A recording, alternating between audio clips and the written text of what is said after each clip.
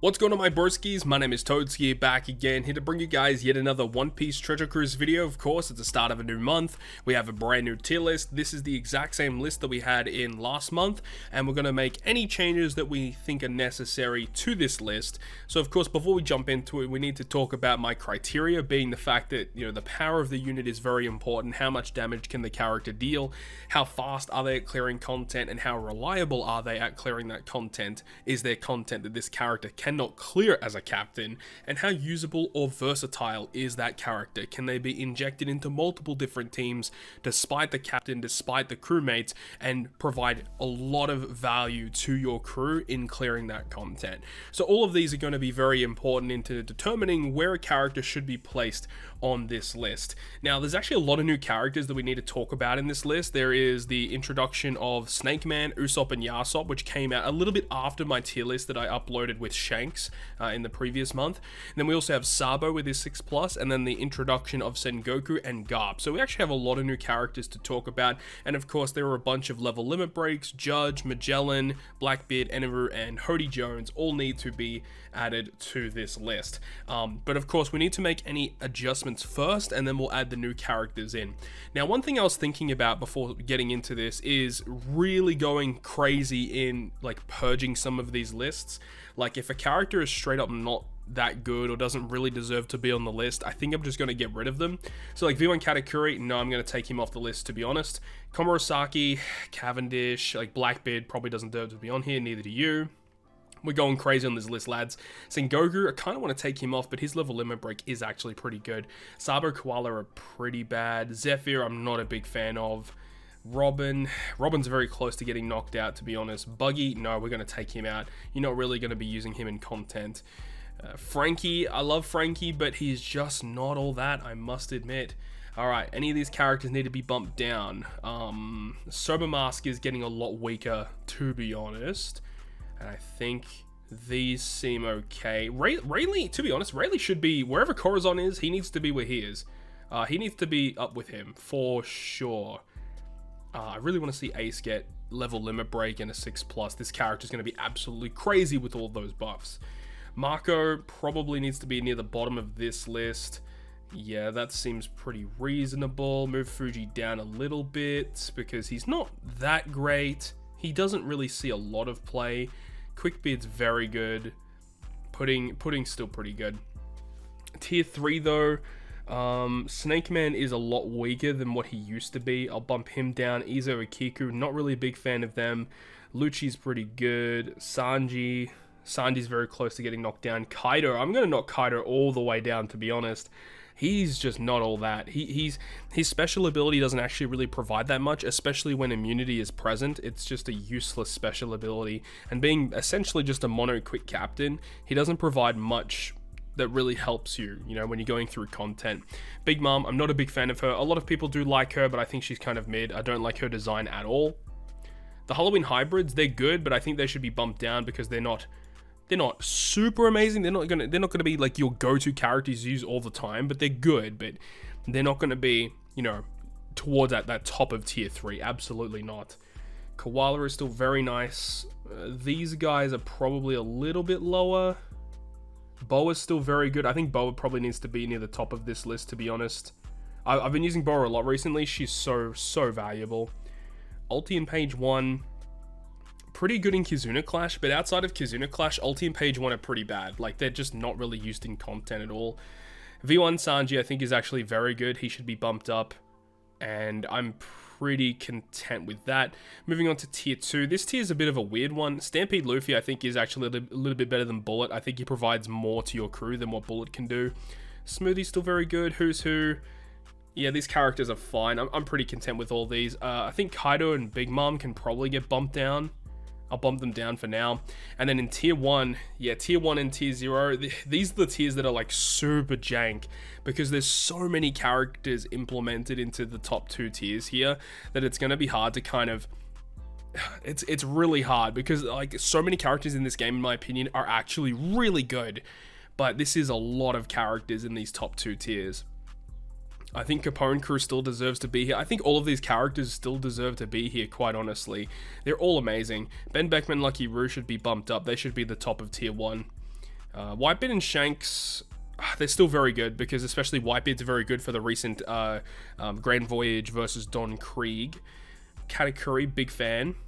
Probably should be a little bit higher than Sasaki. Sasaki doesn't like really see a lot of play, unfortunately. I think Odin doesn't see as much play as we really would have liked. Hancock, Nami, and Robin are so good. Law, I think, sees a lot more play than Odin, sees a lot more play than Kid. I think that's okay. And we got Kid, we've got Bon Clay. Bon Clay's still super solid. He sees a lot of usage. I think that Dex Luffy should be better than Yamato. I think Shanks has a higher damage ceiling in his optimal scenario, pretty much, than like because of that super tandem being as valuable as what it is. But I think Law is better in more circumstances than what Shanks is. Law is nuts, especially with that super tandem 5, being able to use it whenever you want and not being type restricted, you know, because he's super class Cerebral, boosts Cerebral and Free Spirit, and there's no color restriction really. He's very easy to use, works well and synergizes well with a lot of units. Law has great supports as well. There's so much upside to Trafalgar Law. It's crazy how good this character is. He's on the level of a Super Sugo Fest exclusive. He just doesn't have that title of being a Super Sugo Fest exclusive.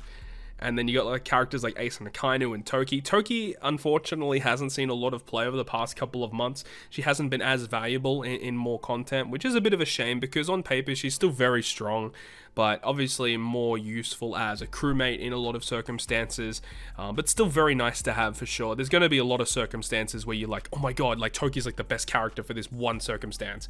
She's really good though, being able to avoid those debuffs and provide the self buffs to the two characters. But then we get to the top 5, and the top 5, considering what we have to inject into this list, I feel comfortable in saying that I don't think the top 5 is really going to be moving too much. I feel pretty comfortable with these 5 characters. Do I want to change any of the positions though? The thing is, right, is that Luffy crew essentially, at least in my use in content, I didn't use Luffy crew at all in the previous month, whereas I used a lot of Kaido. So personally, I'm going to be putting Kaido as my number 1 character right now, just because I've used him more. That's simply it. You know, both of these characters are incredibly valuable, and obviously in Kizuna, you love to see that.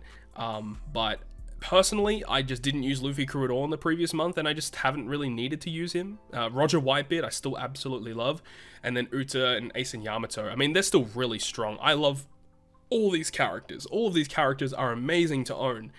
But personally, Kaido, I think, currently is my number 1. But I guess we can go ahead and have a look at some of these brand new characters that released. I guess we'll leave the Super Sugo Fest Luffy till last. We have Usop and Yasop. Where do we want to put them? They're an interesting unit because they don't really have much utility. They're more focused on just applying some damage increasing effects with a conditional boost, a base attack boost, resistance down to the enemy.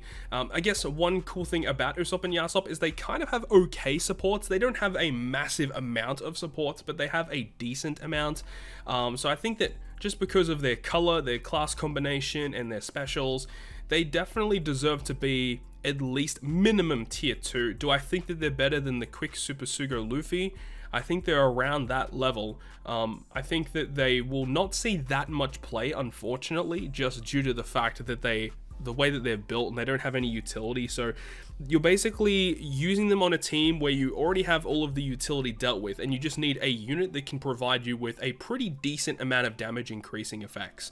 And I think with the introduction of the support rare recruit Brook from Film Red, which can attach to them, which provide the chain multiplicative buff, attack down removal, that's a huge asset that this character has that not a lot of characters in the game will get access to.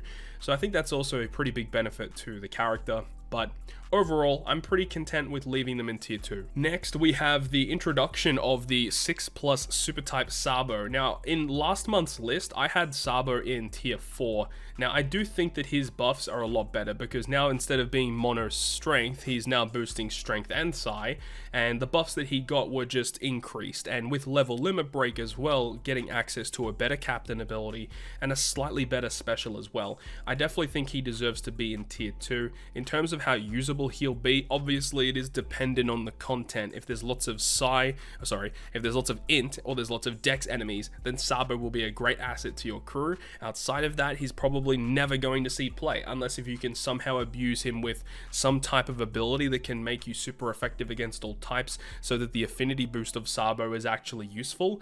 Then he will actually be pretty good, but unfortunately, he's only going to be good depending on what type of enemy you're coming up against. But the buffs that he provides, especially with his captain ability, giving you all these chain multiplicative buffs, his captain, his super type, his special ability, essentially all of the chain related buffs are dealt with Sarbo himself, and you just add a chain boundary on some capacity in the crew, and all of the chain debuffs are dealt with, and then you can have a really high chain multiplier, you have a really strong color affinity, you have an attack and orb boost, whether it be with like the new Luffy, for example. You can get some really cool things cooking with this Sarbo, that's for sure. I think we'll leave Sengoku until after we talk about GARP. GARP is an interesting unit, and I actually did end up pulling Legend GARP from the third multi of the Pirate Rumble Sugo Fest, but as of recording this video, I have not had an opportunity to use him quite yet. The thing about GARP is that he's very similar to Rayleigh in the fact that he makes your certain class characters bypass defensive effects with their normal attacks. It does allow you to at least use one other special in the same turn as using GARP special, which is kind of nice.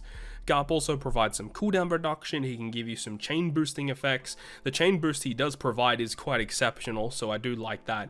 But I think honestly, he's not going to see that much play. I think honestly, he probably is around a tier 4 character. I'll put him near the top of tier 4.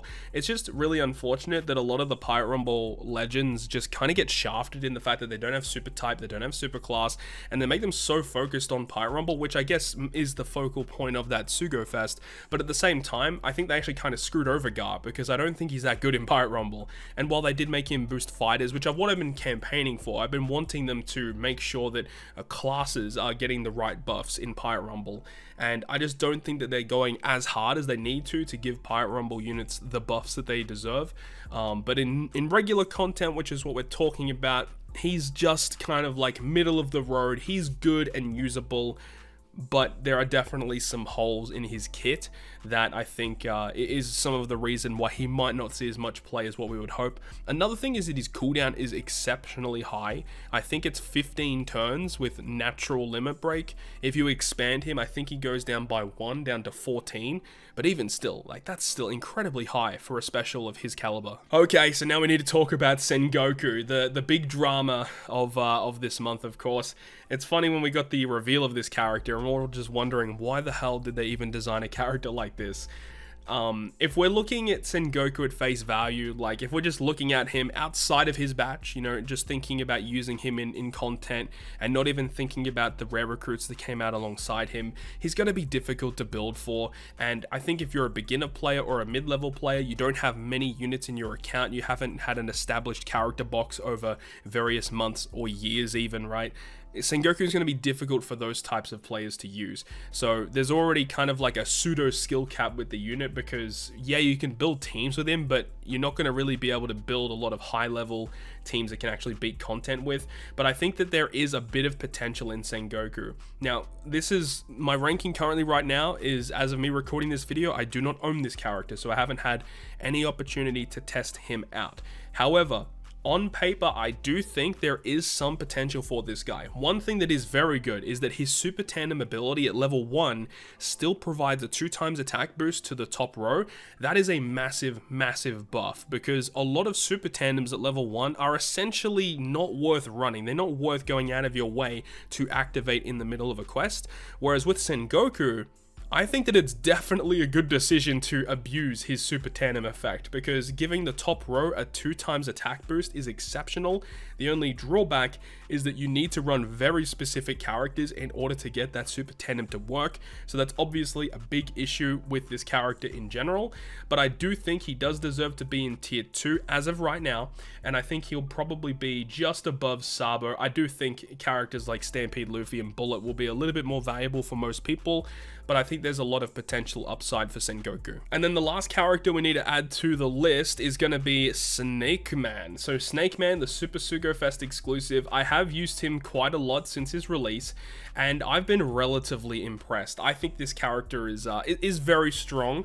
There is a little bit of gimmick design with his kit where you have to really go in on the fact that you need to use straw hats, and that is kind of a shame because, you know, some of the straw hats, while they are okay, you need to make sure that not only are they straw hats, they need to be either Psy or Free Spirit or a fighter character. And sometimes that can be difficult to do because there are a lot of good straw hats out there, but not all of them are one of those three things, being Psy, fighter, or Free Spirit. So that can definitely be a little bit of a downside there. But you could also use a Shanks, and there's a lot of good Shanks characters in the game that you could use alongside Luffy. But I do like Luffy's kit, but the problem is his captain ability is essentially just attack boost. He doesn't give you health, damage reduction, healing, matching slots, additional cooldown to the crew, all things that would have been extremely valuable to have. Though his super type special does provide some cooldown reduction, -2 cooldown to the crewmates, which is a kind of like a pseudo way to get around enemy special reverse that gets inflicted to your team. So that's kind of cool that you can use him in that way in a little bit of content, but it would have been nice just naturally to have cooldown in his captain as well, just make him ultra speedy, would have been nice. Also that his special and his super type special are not AoE, which I think is a huge missed opportunity because you could have ran some really interesting teams where you could just speed farmed content with this guy, and I suppose that's probably the reason why they didn't do it, because if you could just use like Zorojiro, bam bam, use double Luffy, bam bam, and keep using Zoro and recharging the Luffy specials, would have been cool if they were able to do that. But Luffy has some interesting synergies. He's boosting Psy, Fighter, and Free Spirit. There were lots of times in the Kizuna where we're opting to hybrid the Super Tandem Luffy, and through that I was just kind of finding that Super Tandem Luffy is a more valuable character to have than this Snake Man Luffy. Unfortunately, it is what it is. I feel like Super Tandem Luffy is just a much better character to get a hold of compared to Snake Man, and it's just because Super Tandem is a much more broken mechanic than Final Tap, and the fact that no Final Tap in the game even comes close to what Luffy crew have been able to do anyway, and this Final Tap that he has is just very middle of the road, very average effect. Saying all that though, I do think this character is very strong and is going to see a lot of playing content, and I do think he is at the top of tier 0. I don't think that there's much of an argument there. He's a very strong character. I think he definitely is on the same level as some of these top tier characters in tier 0. And honestly, when it comes to like the top 5 best legends in the game, if you look at like this top 10, even like the top 15, to be honest, if you look at this top 15, I don't think many people would argue with you in terms of like any of these characters, even in the top 2 tiers that you're seeing here, in terms of them being in the top 5. I think many people would still agree that Uta, Kaido, Luffy crew, maybe even Ace Yamato, all of those guys are probably still in the top 5. Some people don't really like Roger and Newgate, and it is what it is. But before we wrap it up, we need to add the brand new level limit breaks of Blackbeard, Magellan, Hody, Enever, and Judge. I think Blackbeard's with his level limit break, including his expanded captain ability, they gave him some very interesting effects, and I think he will honestly see a little bit of play. Really good special that can get rid of some really nice debuffs. He's also becomes an attack booster with max level limit break if you have normal attacks only. The captain ability, while you do still need one of every class, which can be difficult to do, he hybrids well with a lot of things. I know that even in the point farming event, I'm actually hybriding this Blackbeard with the new Sengoku and using a team with those guys, having the 4 classes, and you know, Sengoku obviously is a fighter character, so I think that there's a really nice synergy between those two, and maybe needs to be explored a little bit more. Blackbeard enabling you to go through enemy defensive effects, and you got Sengoku providing his unique special that can give a huge buff to one character. But of course, if you are running that kind of hybrid, you need one of every color, and then fighter, shooter, slasher, and a striker character on your crew, so it can be a little bit difficult to do, but if you are able to do it, the team is kind of interesting. So I actually really like Blackbeard, all things considered. I didn't really like him initially, but then after actually using him, because I do actually have mine at level 5, he's actually really nice to have. Now, Magellan is a character I haven't tested out yet, but the fact that he is so focused on inflicting poison is obviously a big problem, because enemy immunities, you have to deal with that inevitably. So I think that the buffs that he has are good. You don't need the you know, all the colors on your crew to actually get your attack boost anymore, which I think is a big buff. But honestly, I don't think he's going to be seeing a lot of play. Hody Jones, haven't had a chance to use him yet, but he is very, very good. I think Hody Jones is a nice buff. He's boosting now powerhouse and shooter characters. Now shooters, they did receive a couple of decent characters as of late, but Hody Jones being like a pretty strong speed captain for powerhouse and shooters now is kind of interesting, and you can run some really interesting teams with Ben Beckerman and Lucky Roo, or if you want to focus on powerhouse, you could definitely run like V1 Lucci, for example. Like him and V1 Lucci could actually hybrid pretty well, or you just run double Hody and run ultra speed teams, which definitely could be a thing. His special is now focused on color affinity, which I think is a nice little addition too, so you can kind of just focus on having type advantage, speed through content. As long as you're getting around gimmicks and stuff, it's also kind of nice. He does have a lot of HP as well. Like I think with expansion he goes to 2.5 times health. Like that's ridiculous. Obviously you lose a lot of HP every single turn, but still a very powerful unit, and I really want to test him out in some content. Eneru also kind of became a little bit of a shooter buff as well. The fact that he now boosts shooter and striker slot effects with his special, and also being a chain booster, and his captain ability now becomes just a lot stronger. He doesn't really give you a recovery boost, which I think would have been a nice addition. So you still have to really focus on getting those recovery slots, but of course if you attack with type advantage, he automatically gives you a recovery slot in the following turn. So that's a nice little gimmick that he has, and now overhealing is a thing with him, so it means that, you know, even if you have to tank damage, it means that getting the overheal is still relatively easy to do. If you can overheal very quickly, and then when you take damage, you're still going to be above your max HP threshold, which just makes healing with Eneru much more efficient. And then the last character is Judge, and I think Judge's upgrades are actually also very good. I kind of want to bump him into tier 3 because he now no longer needs all the colors either, but you know, if you have all the colors, you can get essentially becoming a speed captain. And the fact that he's a rainbow captain, and his special boosts fighter, powerhouse, and driven, and he also gives you a full board of slots, and he gets rid of despair by 10 turns with his level limit break. And then obviously you've got the 6-star version. The 6-star side version also received buffs, and the special ability is a little bit different. Instead of getting rid of despair, it gets rid of bind. It also gives you size slots, and it gives you an orb boosting effect. So I like that there's multiple different versions of this Judge you can go into, and while you can't really effectively evolve and then devolve this character because you need to farm up those skulls in that island, which is very difficult and very annoying to do, but if you do want to go ahead and do that, it's kind of worth it, because I think that it's kind of nice to have both versions of Judge for different pieces of content. But with all that being said, that is going to wrap it up from me. Thank you so much for watching, guys. Hopefully you guys enjoyed the video, and if you guys did enjoy it, make sure to go ahead and leave a like. And if you want to stay up to date with all of the content that I post on my channel, including more One Piece Treasure Cruise content, make sure to hit the subscribe button down below. But on that, guys, I will see you guys within the next video.